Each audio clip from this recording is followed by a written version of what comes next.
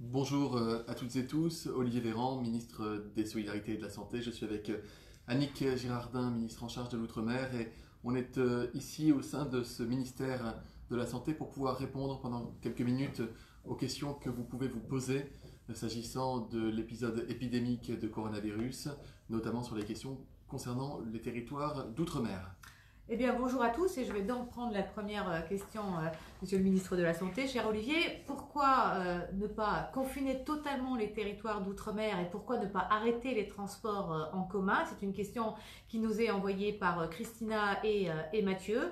Eh bien, vous dire que, bien sûr, la priorité pour nous, c'est protéger les territoires et limiter les accès le plus possible. Ça, c'était extrêmement important. C'est le sens des instructions, des textes que l'on a pu prendre. Dans un même temps, il nous faut aussi pouvoir permettre de continuer les liaisons avec les territoires d'outre-mer parce qu'on a besoin de matériel d'urgence, on a besoin de masques, on a besoin de respirateurs, on a besoin de bras pour venir soutenir les territoires d'outre-mer, on a besoin de produits de première nécessité quelquefois. Alors il fallait garder effectivement cette continuité territoriale et en même temps protéger les territoires en limitant le nombre de vols. Et puis vous dire aussi que les territoires d'outre-mer ont des spécificités et que les préfets ont aussi pris des dispositions qui peuvent être différentes selon les différents territoires. Un confinement total était aujourd'hui indispensable et il y a ces possibilités aujourd'hui de travailler avec la métropole quand il y a besoin. Question de Justine Duclos sur Twitter. Y a-t-il des spécificités dans les règles de confinement pour l'outre-mer? Et est-ce vrai que le virus n'aime pas la chaleur? Alors, les spécificités, et Annick Girardin l'a dit, dans le confinement en outre-mer, c'est que finalement, les règles de confinement généralisées ont été prises sur l'ensemble du territoire, et donc, elles ont été effectives dans les territoires d'outre-mer avant même que l'épidémie n'ait démarré, avant même que l'épidémie ait fait son apparition.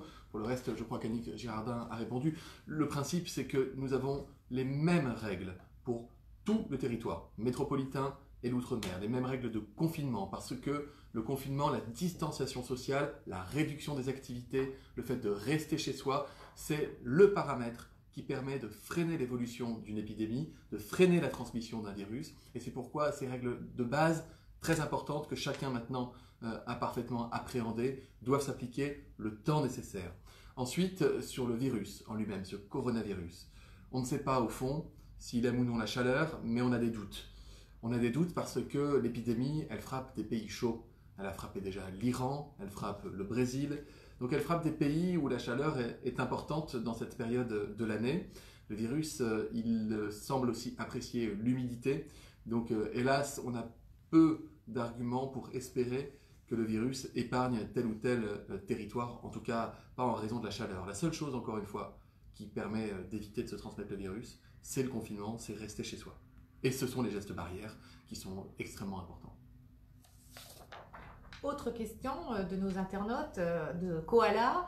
Comment expliquer l'inflation et que faire pour lutter contre la hausse des prix massive constatée dans plusieurs territoires d'outre-mer?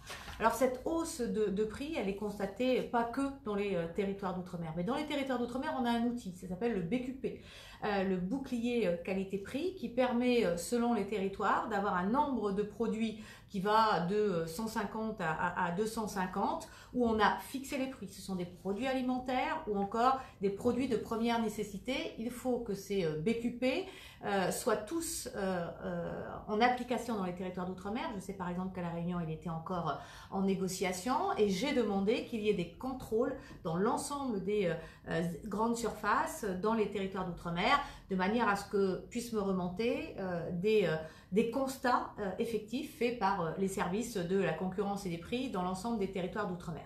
On a un autre outil dans les territoires d'outre-mer, c'est la capacité donnée au préfet de fixer un certain nombre de prix. Personne ne devra se faire de l'argent sur le dos des ultramarins, personne ne peut aujourd'hui exagérer dans les tarifications. Mais nous savons aussi qu'on est dans un contexte international. Prenons un exemple, les oignons à La Réunion, ils sont aujourd'hui à 10 euros. C'est quelque chose qu'on peut absolument pas maîtriser. On peut maîtriser de la production locale, on peut faire en sorte de mieux accompagner les producteurs locaux pour que les tarifs restent identiques, voire même puisse baisser, on ne peut pas maîtriser les tarifs extérieurs. Si on rajoute en plus bien sûr le transport, l'Inde est touchée par cette épidémie mondiale, elle ferme ses frontières, et bien effectivement, ce qu'on allait chercher en Inde, on va le chercher aujourd'hui en Israël, c'est quand même compliqué là à limiter les prix. Mais sachez que l'ensemble des dispositifs de contrôle sont mis en place et gérés jusqu'à fixer des prix si c'est nécessaire. Question de Anna sur Insta. Je suis aide-soignante et je vis avec mes parents âgés de plus de 60 ans. Faut-il habiter ailleurs? C'est une question qui est compliquée. Les personnes âgées sont les personnes les plus fragiles face au risque d'épidémie. Ce sont les personnes qui ont le plus grand risque de faire des complications liées à l'épidémie. S'il y a du virus qui circule dans l'endroit où vous habitez, Anna, et comme vous êtes en contact avec des personnes qui peuvent être des personnes malades, moi je vous invite à chercher des possibilités de bénéficier d'un logement. Vous êtes aide-soignante, ça veut dire que vous participez à l'effort de guerre contre ce virus. Nous essayons de développer partout des solutions d'hébergement, de transport pour les soignants qui permettent de sauver des vies dans les hôpitaux, dans les EHPAD ou parfois en activité libérale. Donc tout ce qui peut permettre d'accentuer la distanciation, la prise de distance physique avec des personnes qui sont des personnes vulnérables, toutes ces mesures-là doivent être appliquées, les gestes barrières et au moindre doute, ne surtout pas prendre de risques avec vos parents. Alors, question de Luc Boulle sur Facebook. Quelles sont les conditions d'attribution de la prime de 1 000 € annoncée le 1er mars? Alors, il y a plusieurs aides aujourd'hui qui ont été mises en place par le gouvernement pour aider les entreprises dans les différents territoires, enfin au plan national et donc dans les territoires d'outre-mer, puisque toutes les mesures sont applicables en grande partie dans l'ensemble de l'océan Indien, dans les Antilles. Quelques aides peuvent être différentes si on est effectivement dans le Pacifique, puisque la Calédonie et la Polynésie ont leurs propres compétences. Il y a donc un certain nombre de mesures qui ont été mises en place, lesquelles? Celles pour les entreprises. Aujourd'hui, il y a un fonds de solidarité qui a été créé d'1 milliard d'euros et il y a deux types d'aides qui peuvent être données aux entreprises, aux artisans, qui est de 1 500 € dans un premier temps et puis deuxième étage de la fusée, 2 000 €, 1 500 € versés par l'État. Les 2 000 €, eux, sont une prime qui est cofinancée entre les régions et l'État. Et puis peut-être que vous parlez là du 1 000 € pour ceux qui aujourd'hui sont en première ligne, offrant partout pour lutter contre effectivement ce virus, cette pandémie qui touche notre pays comme l'ensemble des pays européens, comme l'ensemble de la planète. Alors cette prime de 1 000 €, c'est, vous le savez, au moment des Gilets jaunes a été créée, c'est une réponse du gouvernement, la prime de 1 000 €, prime pouvoir d'achat. Et bien aujourd'hui, les entreprises ont la possibilité d'y ajouter un nouveau 1 000 € dans le contexte de cette crise. Alexandre Smet sur Twitter. La Guyane prévoit un service de réanimation limité à 40 lits. Que se passera-t-il si on sature ce nombre rapidement? Est-il prévu d'augmenter les capacités? Alors, Alexandre, il y a, à l'heure où je parle, sauf erreur de ma part, un patient hospitalisé en réanimation en Guyane. À la base, les réanimations en Guyane sont limitées à 29 lits. Et il y a déjà eu un effort d'organisation, d'augmentation des nombres de lits de réanimation pour porter ce nombre à 40 lits. Il y a, lorsque la vague épidémique monte, un recours à l'hôpital qui est plus important. Et c'est pour ça que les hôpitaux, que les cliniques, tous les établissements de santé sont préparés en métropole comme dans l'ensemble des territoires outre-mer. Si on arrive à une situation de très forte mobilisation des services de réa, on prévoit des dispositifs, lorsque c'est possible, de faire ce qu'on appelle des EVASAN, des évacuations sanitaires vers d'autres types de territoires. En l'occurrence, pour la Guyane, il y a un porte-hélicoptère qui s'appelle le Dixmude, qui va arriver, ou qui est arrivé dans les eaux proches de la Guyane, et qui va permettre de soulager les équipes soignantes à l'hôpital en admettant un certain nombre de malades, pas des malades du Covid pour le coup, des malades qui ne sont pas des malades infectés par le coronavirus, mais de manière à libérer encore davantage de places dans les hôpitaux de Guyane. Le principe est exactement le même, là encore, qu'en métropole, le même principe que ce qui a été fait dans la région Grand Est, dans la région Île-de-France, dans la région des Hauts-de-France, à savoir qu'on augmente au maximum toutes les capacités d'accueil sur place dans les réanimations, on amène du matériel, on amène des ressources humaines, des médecins, des infirmières, des aides-soignants, pour pouvoir renforcer les effectifs. On crée des lits de réanimation là où il n'y en avait pas. On mobilise l'ensemble des acteurs du monde de la santé pour être capable de faire face, vraiment de faire face à la vague épidémique lorsqu'elle est là. Mais on n'attend pas la vague pour se préparer. C'est pour ça qu'on augmente déjà à 40 lits de réa en Guyane. Alors, question cette fois de Thierry Devix. Est-il possible de solliciter des acteurs industriels locaux pour aider dans la lutte contre l'épidémie, notamment pour la fabrication de masques? Alors, vous dire que dans les territoires d'outre-mer, il y a de nombreuses initiatives. Beaucoup de gens veulent se mobiliser, des entreprises, des citoyens, et c'est pour ça que des plateformes de soutien ont été créées.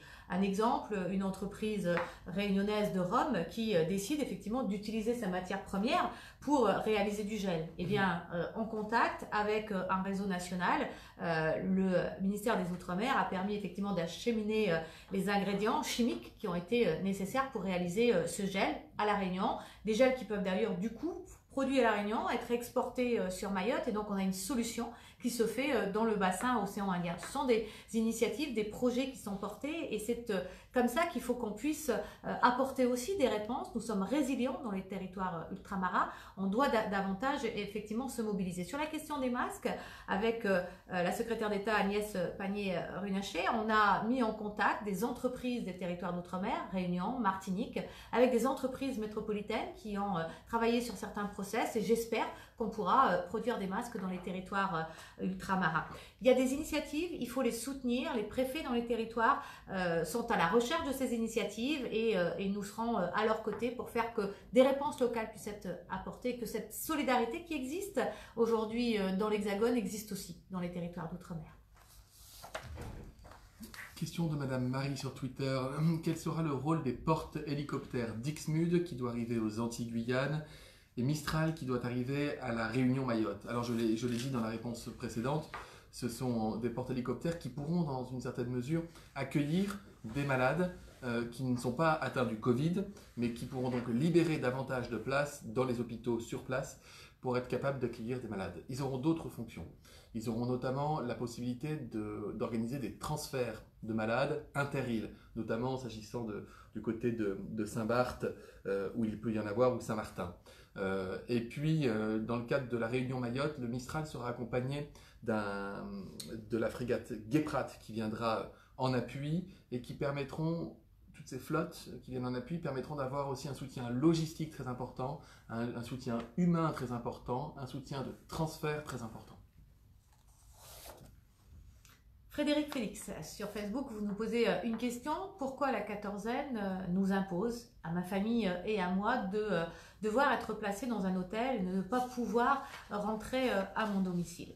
D'abord, vous dire que nous avons limité les arrivées dans les territoires d'outre-mer pour pouvoir traiter ces arrivées de manière particulière avec une quatorzaine stricte qui est une quatorzaine qui se fait la plupart du temps en structure collective désormais dans un certain nombre de territoires d'outre-mer. Là aussi, les spécificités font que nous trouvons des réponses locales. Pourquoi on le fait? D'abord, il y a encore trop d'arrivées sur les territoires d'outre-mer aujourd'hui. Donc, je voulais le rappeler. On a besoin d'être opérationnel et donc de permettre aux gens très vite à l'arrivée d'être en quatorzaine stricte, en quatorzaine dans des structures collectives, parce que oui, il faut contrôler le développement de l'épidémie dans les territoires d'outre-mer. Nous sommes moins touchés que dans l'Hexagone.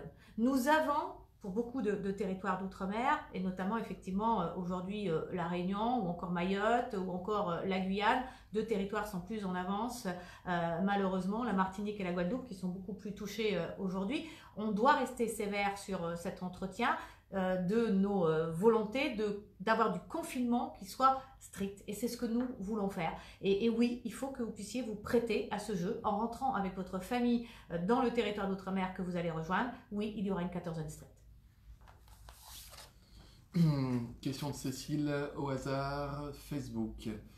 En cas de saturation des services de réanimation dans les territoires d'outre-mer, est-il envisagé de transférer des patients dans les hôpitaux des pays voisins? Alors j'ai dit tout à l'heure que le soutien, notamment de la marine, mais aussi les hélicoptères, éventuellement des avions, vont permettre d'organiser, lorsqu'ici nous arrivons à une situation de saturation des services de réanimation, d'organiser des transferts de malades entre différentes îles. La question de transfert d'évacuation sanitaire vers des pays voisins, elle n'est pas prévue à ce jour. Elle a été possible pour le coup en métropole dans la région Grand Est spécifiquement parce qu'il y avait une route qui permettait d'envoyer des ambulances vers le Luxembourg, la Suisse ou l'Allemagne. C'est plus compliqué dans les Antilles, mais nous sommes en lien permanent, constant avec l'ensemble des pays du monde voisin des territoires ultramarins. J'ai moi-même participé au G7 qui regroupe les ministres de la Santé ce matin, où nous envisageons tous les accords de coopération possibles de manière à être capable de faire face avec le maximum de réactivité aux situations si elles devaient être extrêmement intenses. Dire à nouveau qu'en Outre-mer, nous envoyons du matériel, des respirateurs qui sont arrivés, nous envoyons des masques, nous envoyons du gel hydroalcoolique, nous envoyons aussi des blouses, des surblouses, le matériel de protection. Vous savez que la situation elle est tendue dans le monde entier, que tous les pays du monde cherchent du matériel de protection et que donc nous sommes obligés de faire très attention à la façon dont ce matériel est distribué de manière à protéger celles et ceux qui nous protègent et qui prennent soin de nous lorsque nous sommes malades. Mais il n'empêche que les moyens sont mis à disposition en Outre-mer. Je reçois parfois des interrogations, des questions pour savoir s'il y a suffisamment de réa par rapport à la métropole en Outre-mer. Tous les territoires correspondent à des réalités, des organisations qui leur sont propres. Mais par exemple, une situation que je connais bien, qui est à La Réunion, il y a plus de lits de réanimation par habitant que sur l'ensemble en moyenne sur l'ensemble de la métropole. Donc voilà, tout est mis en œuvre. Encore une fois, les moyens sont à disposition. Alors que les réanimations ne sont pas saturées, on a déjà augmenté ces places-là pour être capable de faire face avec la plus grande réactivité possible si jamais la vague épidémique devait monter dans les territoires ultramarins. Alors, double question de Azra. Alors, un chef d'entreprise qui n'est pas à jour de ses cotisations peut-il bénéficier du fonds de solidarité prévu pour les TPE? Et puis, concernant l'aide de la région Réunion, 50% de TPE n'ont pas de salariés. Pourquoi n'ont-ils pas droit à l'aide? Alors, je me permettrai d'abord de dire que les régions s'impliquent fortement dans les réponses apportées sur le volet économique, les départements sur le volet social, et je veux ici les remercier, comme les mairies avec leur CCAS. Vous savez, c'est tous ensemble qu'on pourra répondre à ce moment difficile de cette crise sanitaire, cette crise économique que nous vivons. Dire aussi qu'en règle générale, une entreprise qui paye ses charges sociales et fiscales participe à la solidarité nationale. Donc c'est celle-ci qui peut faire appel à la solidarité nationale. Je participe à la solidarité en payant effectivement mes charges. Donc quand il y a un moment difficile, eh bien je fais appel à cette solidarité nationale.